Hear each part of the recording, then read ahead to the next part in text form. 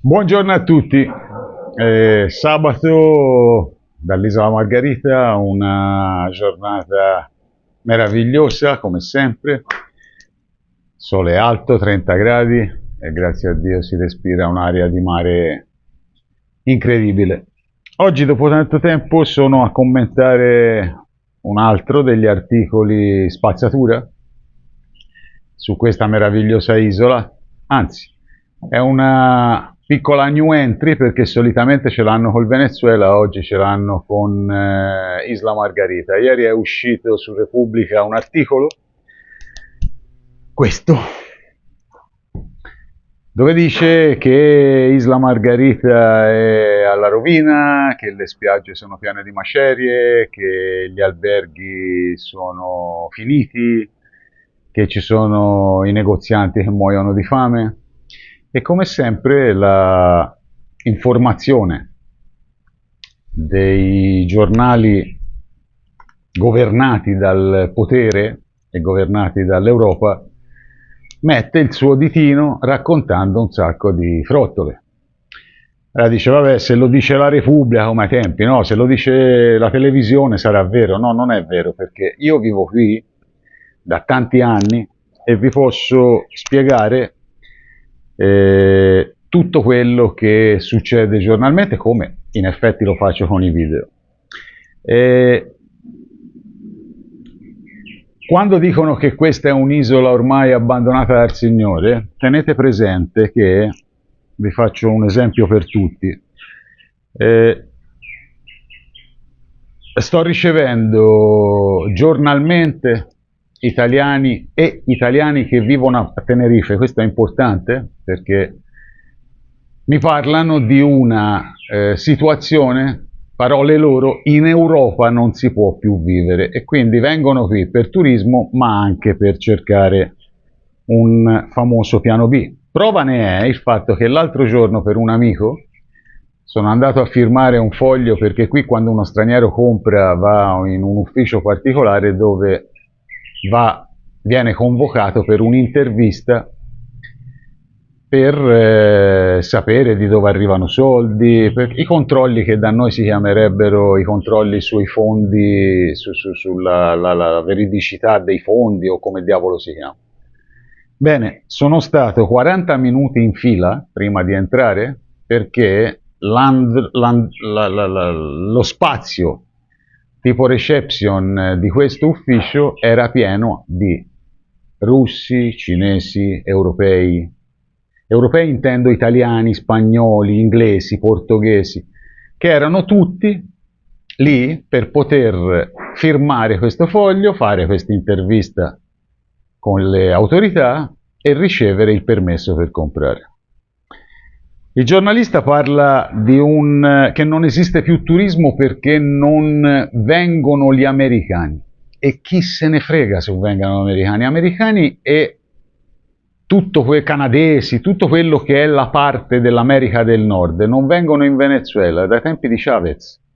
Perché dai tempi di Chavez? Perché Chavez ha dichiarato la sovranità del Venezuela, ha dichiarato la sovranità della parte sud dell'America e non ha accettato di essere una colonia americana. Da quel momento lì non vengono più gli americani. Invece il giornalista scrive che, vista la crisi enorme del Venezuela, gli americani non vengono più. Però si dimentica di dire che l'isola è piena di russi, di polacchi, di cinesi, di turchi, che oltre a venire a fare turismo vengono a fare in continuazione imprenditoria, a costruire, a importare, a mettere su negozi, e italiani. E questo ve lo dico personalmente perché io la posata ce l'ho piena di italiani da almeno 4 mesi, e quelli che dovranno arrivare.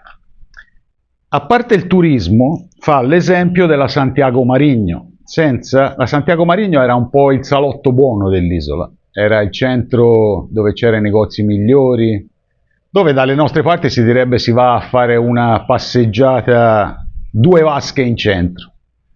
Bene, la Santiago Marigno è così da 15 anni. Perché? Perché 15 anni fa, prima il San Bill, poi il Costa Azul, poi la Vela. Questi nomi sono nomi di 3 centri commerciali che praticamente sono città super moderni, super efficienti, dove dentro si trova qualunque negozio. Faccio sempre l'esempio della Vela. La Vela è il più piccolino dei 3, è il più bonbon dei 3. Uno entra e appena entra si trova davanti il negozio dove c'è scritto Bulgari, Rolex.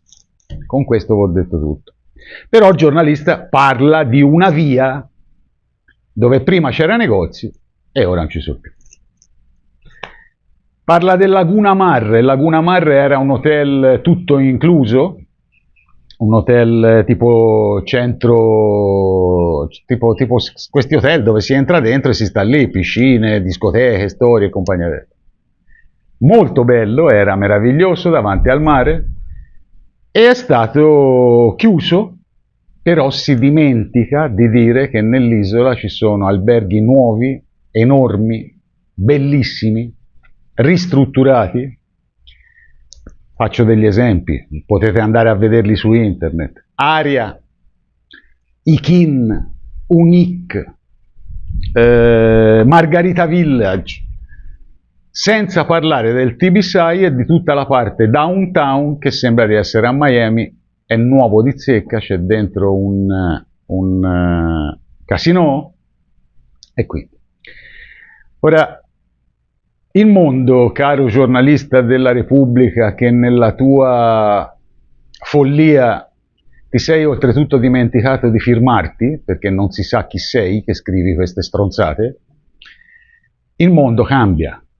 Il mondo cambia e mentre cambia, chi ha una velocità e chi ha un'altra, l'ideologia che tutto quello dove arrivano europei e americano è bello e tutto quello dove arrivano turisti o imprenditori dell'altra parte del mondo è brutto e cattivo, è roba che ormai non esiste più. La gente prende internet, legge le stronzate che scrivi te, ma subito dopo ascolta me, ascolta altra gente italiana che è qui, ascolta, legge, vede le foto degli alberghi, delle spiagge che te dici che sono un cumulo di macerie.